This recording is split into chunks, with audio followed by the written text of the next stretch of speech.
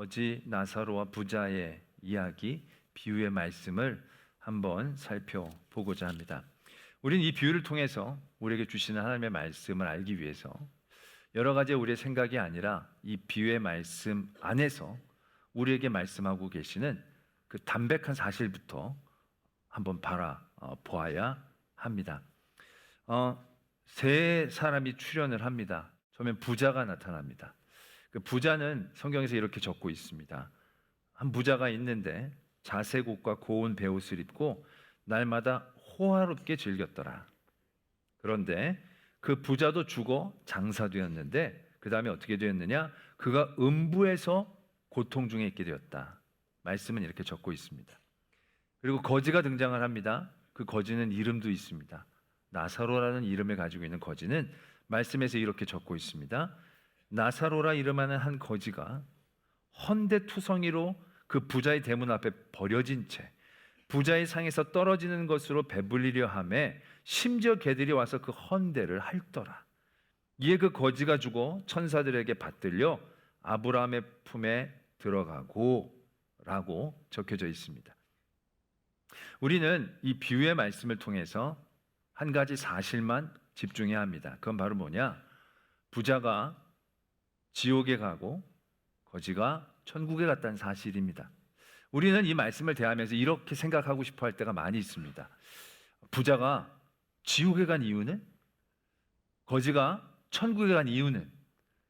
우리는 그래서 이렇게 생각하고 말하려고 할 때가 있습니다. 부자가 지옥에 간 건 문 앞에 거지 나사로가 있었는데 그 나사로를 잘 돌보지 못하고 그 나사로에게 따뜻하게 대해주지 않았기 때문에 지옥에 간 것이다. 우리는 이렇게 그 부자를 쉽게 정죄할 때가 있습니다.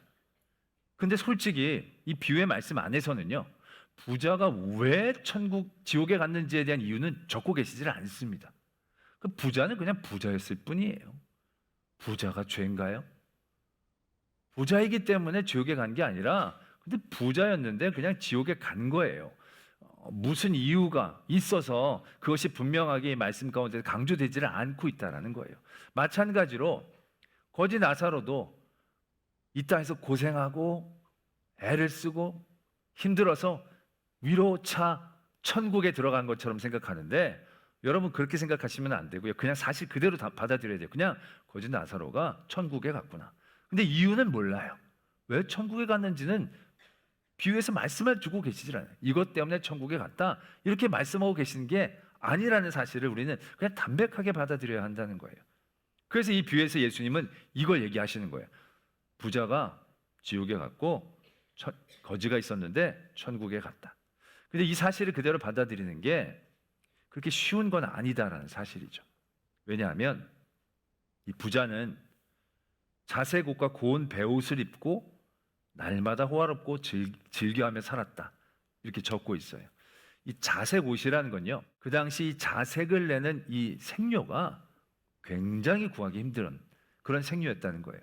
제가 얼핏 본 그런 자료에 보면 어떤 어패류 가운데에서 이 생료를 얻어왔는데 옷 한 벌을 염색하기 위해서는 그 어패류를 14,000마리를 잡아야 나오나 마나 한다고 그렇게 적고 있는 거예요. 그러니까 이 자색이라는 색깔 자체가 굉장히 비싼 색깔인 거죠. 그러니까 이 옷을 입는다는 건 그 자체만으로도 이 사람이 어느 정도 부자인가를 가늠할 수 있는 그런 이야기가 된다는 얘기입니다. 그래서 자색 옷을 입고 고운 베옷을 입었다고 적고 있는데 이 고운 베옷도요 엄청 비쌌다는 겁니다. 그래서 이 고운 베옷이 그 당시 보면 어떤 베옷은 그 베옷의 무게만큼의 2배의 금의 무게가 이 베옷의 가격이었다는 거예요. 그건 얼마나 비싼 속옷인가 알 수 있는 대목인 거죠. 그러니까 말하자면 지금 우리가 입고 있는 네이가 메리아스나 팬티가 뭐 샤땡 뭐 루땡 이런 걸 할지라도 그게 뭐 기백만 원 가나요? 네이가 네이일 뿐인데 한 2천만 원, 3천만 원짜리 네이를 입고 있다? 뭐 이렇게 얘기할 수 있는 대목이라는 얘기죠. 이건 단순히 돈만 많다는 걸 의미하는 게 아니에요. 그것을 누릴 수 있을 만큼 사회적인 인정과 권위가 있음 또한 표현하고 있다라고 볼 수 있다는 얘기죠. 그러니까 이 사람은요, 어떻게 보면 이 세상에서 누릴 수 있는 걸 다 누리고 있는 사람이다. 돈뿐만이 아니라 지위와 권력과 존경들을 다 가지고 있는 사람이라고 얘기할 수 있겠다라고 이해한다는 것입니다. 그러면 우리가 존경하고 누리고 성공하고 있는 모든 사람들을 이 세상에서 해석하고 얘기한 화법이 어떤 것이 있겠습니까? 특별히 이 시대 가운데 그런 사람들은 사람들이 뭐라고 얘기하느냐면 이렇게 얘기한다는 겁니다. 하나님에게 복받은 사람들, 하나님이 은혜를 베푸신 사람들. 이건 다시금 뒤집어 얘기하면 이 사람들은 하나님에게 복받을 만큼 하나님 앞에 잘하는 사람들, 이 사람들은 이걸 누릴 자격이 있을 만큼 의로운 사람들, 선한 사람들, 하나님에게 인정받는 사람들이라고 여겨질 수 있는 그런 부류의 사람이 이 부자였다는 거예요. 근데 이 부자는 그러면 당연히 부자라는 것만으로도 천국에 당연히 가야 하는 사람처럼 다들 인식되어졌을 터인데, 예수님께서 오늘 이 부자가 지옥에 떨어졌다고 얘기한다라는 거예요. 그 사실 자체를 담백하게 받아들이는 게 쉬운 건 아니라는 거죠. 근데 그 사실을 받아들여야 한다는 것이고, 그걸 예수님께서 말씀하고 계시는 거예요. 우리의 지금 삶의 자리에서도 그런 화법과 이해들을 많이 하고 있지 않습니까? 어떤 분이 돈을 많이 벌었어요. 어떤 분이 막 성공을 했어요. 어떤 분이 자녀가 아주 잘 됐어요. 그런 분들에게 여러분들 처음에 뭐라고 얘기를 하십니까? 은혜를 받으셨습니다. 복을 받으셨습니다. 이렇게 표현하는 것 안에는 어떤 의미가 포함되어 있습니까? 복 받을 만한 일을 했군요. 하나님이 은혜를 주실 만한 자격이 있군요. 이런 뜻이 포함되어 있는 거예요. 그러니까 그 사람이 삶의 모습은 어떻게 보면 그 자체가 하나님 앞에 인정받고 하나님 앞에 높임을 받는 그러한 증거가 되어지는 거죠. 그런데 그런 사람이 지옥에 떨어진다? 받아들이기 쉽지 않을 겁니다. 근데 예수님은 그걸 지금 얘기하고 계시는 거예요. 이 거지 나사로는 어떻게 표현되어 있느냐 하면, 헌데투성이로 그의 대문 앞에 버려진 채, 그냥 가난한 것만이 아니고요, 온몸에 고름과 종기들로 덕지덕지 얼룩져 있는 정말로 보기 힘든 상황에서 버려진 채 그냥 대문 앞에 누워 있는 것처럼 보이는 거예요. 그러니까 오고 가고 이동하고 선택적으로 거기서 뭔가 골라 먹는 그런 인생이 아니라 오도 갈 데 없이 정말로 사람들에게 버려진 채, 어디에도 소속되지 못한 채 그 부자의 대문 앞에 버려진 음식 쓰레기를 먹고 있는 인생이었다는 얘기예요. 그 음식물 쓰레기는요, 유대인들은 상에서 떨어지는 건 부정하게 여겨서 먹질 않아요. 그건 그냥 개나 짐승을 주는 음식이에요. 그래서 이 부자도 그런 남은 음식들을 그냥 문 밖에 버려서 지금 개들이 와서 먹게 하는 거예요. 근데 그 자리에 지금 이 사람이 그의 육신을 이끌고 와서 음식을 먹고 있는 거예요. 생각을 해보세요. 여러분들 그 상황 가운데서 어떤 마음이 제일 먼저 들겠습니까? 너무 불쌍하다, 너무 안 됐다. 물론 이런 마음들 드시겠지만 여러분들 안에는 이러한 정죄가 분명히 생겨날 수 있다는 거죠. 얼마나 잘못했으면, 얼마나 하나님에게 벌을 받으면 인생의 저지경이 될까? 우리는 알게 모르게 그 상황 가운데에서 그 사람을 정죄하게 되어지는 경우들이 생겨날 수밖에 없다는 얘기죠. 이 당시는 그게 더 심했던 시기예요. 이 땅 가운데에서의 모든 모습이 적나라하게 하나님 앞에서의 내의 공과 과로 나타나는 시기였다는 얘기예요. 병에 걸리거나 사고가 당하면 다들 하나님 앞에 벌 받았다고 생각하고, 복 받고 부자가 되면 하나님에게 은혜를 받았다, 상을 받았다 생각하는 그런 시기 가운데 있었다는 얘기예요.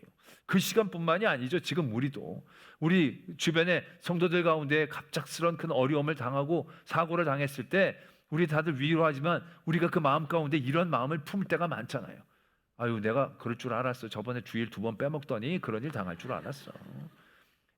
교회 안 보내고 막 하고 막 열심히 그냥 쫓아다니더니 저 지경 될 줄 알았어. 우리는 그 아픔에 공감하며 함께 위로해주기보다는 그 사람을 정죄하는 데 혈안이 돼 있잖아요. 욥 같은 경우도 얼마나 많아요. 아무 죄 없이 그런 어려움 가운데 처했는데 친구들은 위로한다고 와서는 결국엔 나중에 뭐합니까? 너 죄 짓으니까 회개하라고 윽박지르는 일들이 일어나지 않습니까? 지금 이 거지가 사람들이 생각하기엔 천국에 갈 수 없다고 생각하는 그런 상황인 거예요. 근데 예수님이 오늘 비유를 말씀하시는 거예요. 부자도 지옥에 간다. 거지도 천국에 간다. 왜 갔는지 몰라요. 나사로가 어떤 마음을 품어서 갔는지 그걸 적고 있지는 않아요. 그게 이 비유에서 중요한 게 아니기 때문에. 근데 중요한 사실 하나는 예수님이 우리가 알기를 원하신 거죠. 너희들은, 부자들은 다 천국에 복 받아서 천국에 갈 것처럼 생각하고, 가난하고 병에 걸린 사람들은 하나님에게 벌을 받았기 때문에 저 사람들은 다 지옥 갈 것처럼 생각하지만 너희들이 생각 같지 않다라는 걸 얘기하시는 거예요. 부자도 지옥에 간다. 거지도 천국에 간다. 그렇다고 이게 무조건 부자는 지옥에 가고 거지는 천국에 간다는 얘기를 하고 있는 게 아니에요. 아브라함이, 그 부자가 지옥에서 자기 좀 도와달라고 했더니 아브라함이, 너는 살았을 때 좋은 것을 받았고 나사로는 고난을 받았으니 이것을 기억하라. 이제 그는 여기서 위로를 받고 너는 괴로움을 받느니라. 우리 이 말씀을 아예 법처럼 적용하려고 할 때가 있어요. 그래서 우리가 막 즐거워하고 하나님이 주신 걸 누릴 때도, 여기서 너무 즐거워하지 마. 즐거운 티 내지 마. 왜? 여기서 너무 즐거워하면 하늘 상급이 없어져. 그래가지고 하나님이 이 땅에서 좋게 즐기라고 준 것도 못 누리고 그냥 전전긍긍하게 되어지는 경우가 있어요. 또 그러면서 이 땅에서 고난받고 힘들어야 돼. 그래야 나중에 다 쌓는 게 있어. 그러면서 괜히 힘들고 어렵게 살아가려고 하는 경우들도 적지 않아요. 근데 이건요, 그런 법칙을 얘기하는 게 아니에요. 그때는 이 살아서의 받은 복이 하나님의 은혜처럼 생각된 거예요. 근데 그게 다 은혜가 아닐 수도 있다는 걸 말씀하고 계시는 거예요. 살아서 누린 거, 그거 살아서만 누리는 것일 수 있어. 나중에 하나님의 상급이 아닐 수 있다는 얘기예요. 네가 이 땅 가운데 당하는 고난, 벌이 아닐 수 있어. 나중에 하나님의 위로를 받는 시작이 될 수도 있어. 그럴 수도 있다라는 얘기를 우리에게 가르쳐주고 계신다라는 겁니다. 이게 예수님이 이 비유를 통하여 우리에게 말씀하시고 계시는 사실이에요. 두 번째로 나타나는 사실은 뭐냐? 지옥은 고통스럽다라는 사실이에요. 여러 지옥에 대한 얘기가 있지만 이것만큼 확실한 예수님을 통한 지옥에 대한 모습은 없습니다. 이 부자가 지옥에 떨어졌어요. 근데 딱 우리가 잘 알다시피 타지 않는 불에 고통만 당하는 거예요. 너무너무 고통스러워서 이 부자가 얘기합니다. 나사로에게 손끝에 물 한 방울 묻혀서 내 혀만 좀 닿게 해달라고, 혀만이라도 좀 서늘하게 해달라고. 아니, 물 한 바가지도 아니고 한 컵도 아니고 그냥 그 물 한 방울 정도만 원할 수밖에 없는 그러한 그 고통이라는, 그 하나만 있어도 원이 없겠다라는 그 고통이 음부에서 그가 당하는 그 고통이다라는 것입니다. 저는 이 말씀을 묵상하면서 정말 지옥에 가지 말아야겠다는 생각을 한 게, 고통 당하는 것도 당한 거지만 저가 더 고통스러운 건 뭐냐면 여기서 천국이 보인다는 사실이에요. 이게 고통도 다 같이 당하면 좀 덜 고통스러워요. 나도 힘들고 너도 힘들고 모두가 힘들면 다 힘든 거니까 덜 힘들어. 그런데 나만 힘들면 그게 미치는 거잖아요. 나는 정말 여기서 엄청 고생하고 죽는데 저기서 막 내가 가르쳤던 애들이 막 저기서 막 눌러달라 그러면서 막 하면서 그걸 내가 보고 내가 여기서 죽을 만한 고통을 당한다는 건 정말 끔찍한 상황이 아닐까. 그래서 다시금 결단해 본다는 거죠. 지옥은 절대로 가지 말자. 지옥은 절대로 가지 말자. 팩트 두 번째입니다. 그 다음에 세 번째 사실은 뭐냐? 지옥은 한 번 가면 물을 수 없다는 거예요. 다시는 기회가 없다는 사실이에요. 지옥에서 아무리 회개를 해도 거기에선 이미 많이 늦었다라는 사실입니다. 오늘 부자가 얘기를 합니다. 좀 보내달라고 했더니 아브라함이 이렇게 얘기합니다. 너희와 우리 사이에 큰 구렁텅이가 놓여 있어. 여기서 너에게 건너가고자 하되 갈 수 없고 거기서 우리에게 오고자 하되 올 수 없다. 아무리 그곳에서 회개를 골백 번 한다 할지라도 음부에서 하는 회개는 아무런 영향력을 미치지 못한다. 그러면서 우리가 깨닫게 되는 사실이 뭡니까? 음부에 가지 않을 마지막 기회는 우리가 살아있는 이 세상, 이 삶에서 유일한 기회가 있다는 것을 깨닫는 것이죠. 우리가 이 땅의 삶의 자리에서 그 기회를 놓치면 다시는 기회가 없다. 그래서 우리는 이 땅의 삶의 자리에서 음부에 가지 않기 위해 깨어 있어야 한다라는 도전을 오늘 비유를 통해서 우리는 알게 됩니다. 이 정도 됐더니 이 부자도 깨달은 거예요. 나는 이미 늦었다. 나는 방법이 없구나. 그리고 나서 이 부자가 생각한 게 뭐냐면 남겨진 자기 형제들이 생각이 나는 거예요. 그래서 이 부자가 또 청을 넣죠. 나사로를 내 형제들에게 보내주십시오. 그럼 그들이 회개할 것입니다. 그랬더니 아브라함이 대답을 합니다. 이미 거기에는 모세와 선지자들의 말씀이 있어. 그들의 말씀만 들어도 충분히 여기 오지 않을 수 있어. 그러니까 나사로가 굳이 갈 필요 없지. 그때 부자가 다시 얘기합니다. 아니, 그렇지 않습니다. 나사로가 가면, 죽었던 나사로가 가면 확실히 다를 겁니다. 그들은 굉장히 충격을 받고 아마 회개할 겁니다. 이렇게 이제 제안을 하죠. 그랬더니 다시 아브라함이 이렇게 대답을 합니다. 그렇지 않다는 겁니다. 이 부분이 오늘 예수님이 이 부의 말씀을 통하여 우리에게 깨닫고 도전받기를 원하시는 대목이다라는 것입니다. 이미 우리에게 주시는 말씀은 우리가 어떻게 하면 깨달을 수 있는지 그걸 우리가 분명히 알자라는 것입니다. 이 부자는 제안을 하죠. 더 큰 충격, 더 큰 증거, 더 권위 있는 말씀이 있으면 분명히 그들이 돌아설 겁니다 라고 얘기를 하죠. 어떻게 보면 굉장히 일리 있는 말처럼 들리게 됩니다. 이 부자도 자기가 있었을 때 모세와 선지자들의 말씀을 듣고 살았으니까. 근데 자기 안 들었거든요. 근데 자기가 아무리 생각해 봐도 이 나사로가 죽었다 다시 살아나면 자기 믿을 것 같은 생각이 드는 거거든요. 그러니까 동생들도 분명히 믿을 것처럼 생각이 되는 거예요. 이 나사로가 살아가지고 그 동생들 앞에 가는 거죠. 동생들이 깜짝 놀라겠죠. 아니, 이게 누구냐고. 너 우리 집 앞에서 그렇게 구걸하던 나사로 아니냐고. 맞다고. 내가 그 나사로 맞다고. 아니, 네가 어떻게 이렇게 살아왔냐고. 내가 죽어서 천국에 있었는데 난 그냥 거기 있고 싶어 했는데 당신 형이 하도 사정을 해가지고 내가 내려왔다고. 당신 형들이 말 좀 전하랍디다. 나처럼 살아서 지옥에 오지 말라고. 절대로 너희들 호의호식하면서 너희만 먹고 살지 말고 제발 남들도 좀 돕고 하나님을 기쁘시게 하는 일들 좀 하면서 그러면서 살라고 그러십니다. 회개하고 제발 그렇게 좀 사십시오. 이 나사로가 그 정도 얘기하면 다들 들을 것 같지 않습니까? 우리가 똑같은 이름의 한 인물을 잘 알고 있습니다. 나사로라는 예수님의 친구입니다. 나사로는 정말로 죽었었어요. 죽었다가 사흘 만에 다시금 살아났어요. 예수님이 무덤 문을 열고 붕대 쌓이는 나사로를 불러냈어요.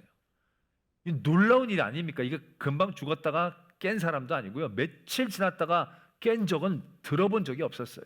이건 창조주가 아니면 불가능한 일인 거예요. 모든 사람들이 오래 죽었던 나사로가 살아나온 걸 보면 하나님의 아들 예수 그리스도를 믿지 않을 수가 없었을 것 같은 생각을 다 갖잖아요. 그런데요, 다 믿은 건 아니라는 사실이에요. 말씀에 보면 나사로가 다시 죽었다 살아났기 때문에 어떤 사람들은요, 더 예수 그리스도를 죽여야겠다고 강하게 마음먹기 시작했다는 거예요. 오히려 나사로도 죽여야겠다는 생각을 하게 되었다는 거예요. 우리는 더 큰 능력, 더 큰 증거, 더 큰 권위가 있으면 믿어질 것 같지만 오늘 비유의 말씀을 통하여 예수님께서 우리에게 경고하시는 건 더 귀하고 놀라운 증거가 필요한 게 아니라 그 말씀을 믿지 못하게 하는 가장 큰 원인은 너희 마음 안에 있다는 것을 깨닫게 해주시고 싶으셨다는 거예요.